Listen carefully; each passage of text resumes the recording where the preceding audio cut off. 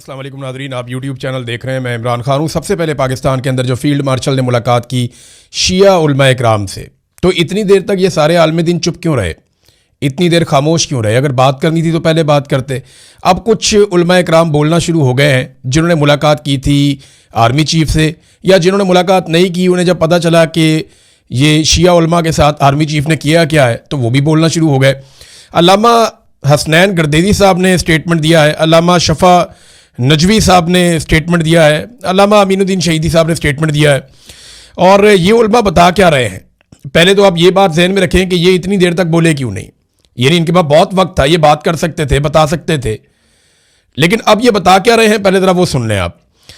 वो कह रहे हैं जी हमारे साथ आर्मी चीफ ने जो बातचीत की है वो तौहीन आमेज अंदाज में बातचीत की है, यानी जैसे डांट टपट होती है। मैंने आपको पहले बताया था ना कि इनको वार्निंग देने के अंदाज में आर्मी चीफ ने बात की उलमा इकराम से कि बंदे बन जाओ, और अगर किसी ने शरारत की या किसी ने चूं तक की ना तो फिर मेरे से बुरा कोई नहीं होगा। ये इस किस्म की एक वार्निंग वाली मुलाकात थी उलमा इकराम से आर्मी चीफ की।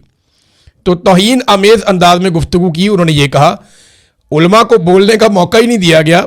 उन्होंने ये भी कहा फिर एक एटिकेट्स होते हैं, आपने बुलाए हैं तो आप बात करते हैं, फिर आप बात सुनते भी हैं। तो अपनी बात कहकर आर्मी चीफ चले गए और बाद में उलमा इकराम के बयानात रिकॉर्ड करवा लिए गए। उलमा को मेरी एक तो खबर की तस्दीक कर दी अल्लामा हसनैन गर्देदी साहब ने कि मिलिट्री कोर्ट्स, मैंने कहा था ना कि जो लोग गिरफ्तार हुए हैं गिलगित बल्तिस्तान में, उन लोगों पे मिलिट्री कोर्ट्स के अंदर आर्मी चीफ ने कहा कि मैं मुकदमा चलवाऊंगा। तो ये अल्लामा हसनैन साहब ने मेरी खबर की तस्दीक भी कर दी है। दूसरी खबर की भी तस्दीक हो गई है कि पाकिस्तान ईरान के साथ लड़ने जाएगा अगर सऊदी अरब ने पाकिस्तान को आवाज़ दी, क्योंकि पाकिस्तान का सऊदी अरब के साथ एक दिफाई मुआहदा है। याद रखिए ये दिफाई मुआहदा पाकिस्तान की पार्लियामान ने नहीं किया, ये दिफाई मुआहदा पाकिस्तान के अवाम के मुंतखब नुमाइंदों ने नहीं किया, ये दिफाई मुआहदा पाकिस्तान के आर्मी चीफ ने और वज़ीर आज़म ने किया है, और इसके ऊपर पार्लियामान को एतमाद में नहीं लिया गया। हत्ता कि कैबिनेट और जो एक अप्रूवल होती है, बाकायदा तरीक़ाकार होता है, उस तरीक़ाकार को अडॉप्ट नहीं किया गया। और इसमें शराइत क्या है, ये मुआहदा क्या है, ये आज तक कौम के साथ शेयर भी नहीं किया गया, सामने लाया भी नहीं गया। बहरहाल वो कह रहे हैं जी ताना भी ये दिया गया कि जिनको ईरान का ज़्यादा फिक्र है ना वो फिर ईरान ही चले जाए। यानी उलमा इकराम को ये ताना दिया गया। शिया उलमा इकराम थे, लाजमी बात है ईरान एक शिया मुल्क है, तो जो शिया उलमा इकराम है उनकी उसके साथ वाबस्तगी ज़्यादा होती है। जो देवबंद मौलवी हैं या वहाबी मौलवी हैं उनकी तरफ थोड़ी सी सऊदी अरब की तरफ झुकाव उनका ज़्यादा होता है। जो सुन्नी है उनका अपना है, हर एक का अपना अपना होता है, और ये सबका हक है। देखिए अगर जमहूरियत है और सबको सबका हक मिलना चाहिए तो सबका अपना अपना हक है कि वो अपने फ़िरके के मुताबिक, वो अपने अपने अकायद के मुताबिक आज़ादी से अपना फ़ैसला करे, अपनी बात करे। तो उन्हें यह ताना दिया गया कि ईरान ही चले जाओ अगर ज़्यादा ईरान की फ़िक्र है किसी को। तो कभी कहा जाता है जो बेचारे लोग निकलते हैं वो फ़लस्तीन के बारे में बात करते हैं, उन्हें कहते हैं फ़लस्तीन चले जाओ, जाओ इतना शौक है तो फ़लस्तीन चले जाओ। तो मुश्ताक अहमद साहब को कहा गया फ़लस्तीन चले जाओ, वो चले गए। बाद में सबको मुसीबत पड़ी हुई थी, सारे जो है बगलों में झांक रहे थे कि ये क्या हो गया, ये तो सचमुच फ़लस्तीन चले गए। फिर कुछ लोगों को कहा जाता है कि जाओ ना जाके कश्मीर खुद ही आज़ाद करवा लो। और भाई बात ये है कि हमने इतनी बड़ी फ़ौज जो है उसको पाला है, इतनी बड़ी फ़ौज जो है उसको अपना पेट काट के अपना खून पसीना एक करके इतनी बड़ी फ़ौज को हमने तैयार किया है। इस मुल्क को अपने पेट पे पत्थर बांध के पाकिस्तान ने एटमी कुव्वत बनाया है।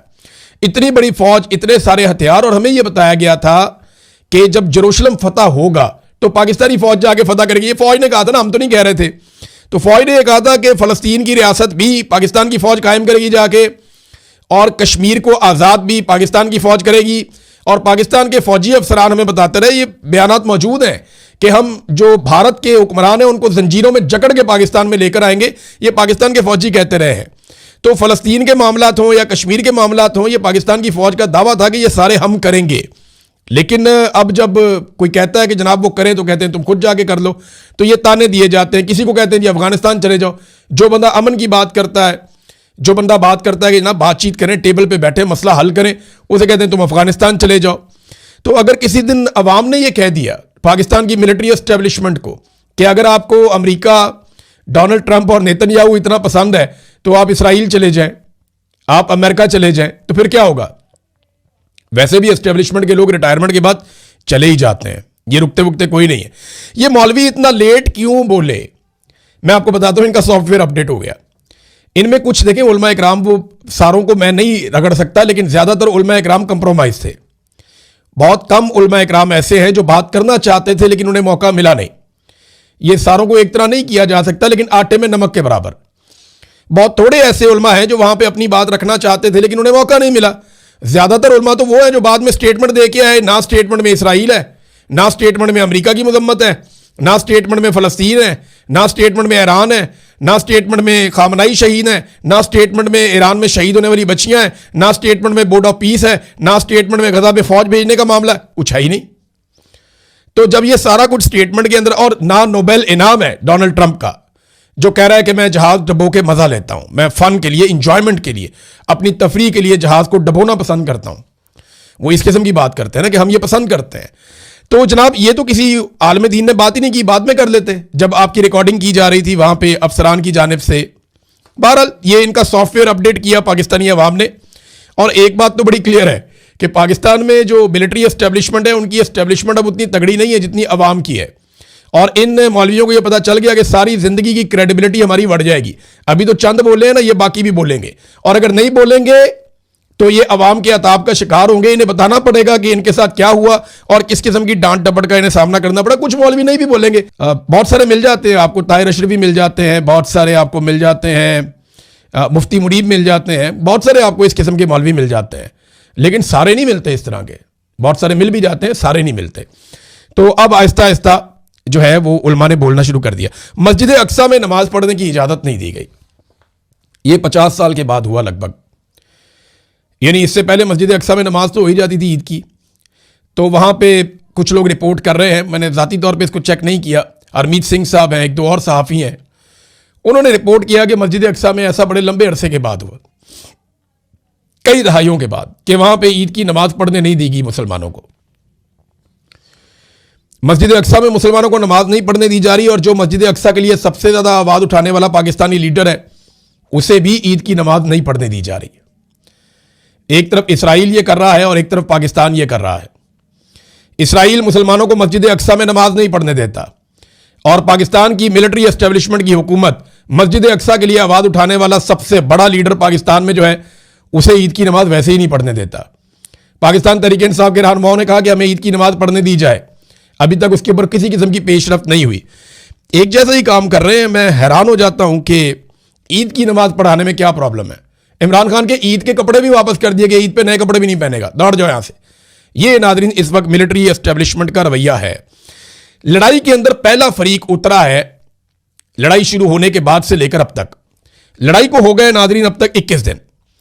21 दिनों की लड़ाई, 20 दिन ये है और 1 दिन फरवरी का, 21 दिन हो गए लड़ाई को।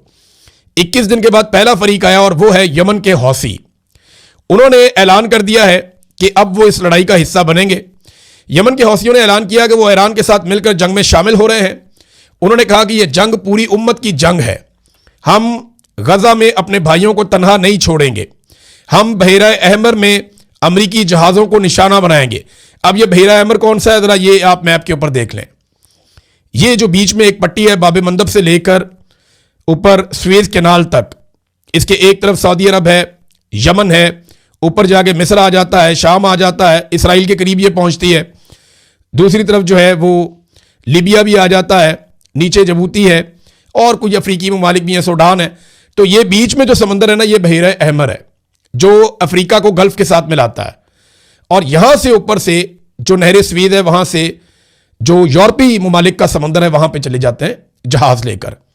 तो इसके ऊपर वो कह रहा है यमन के अब हम अटैक करेंगे। तो बाब मंदब भी अब खतरे में है और आबना हरमज पहले ही बंद है। तो ये नाजरीन आप देख लें कि ये वाला एरिया जो है अब ये टारगेट होगा।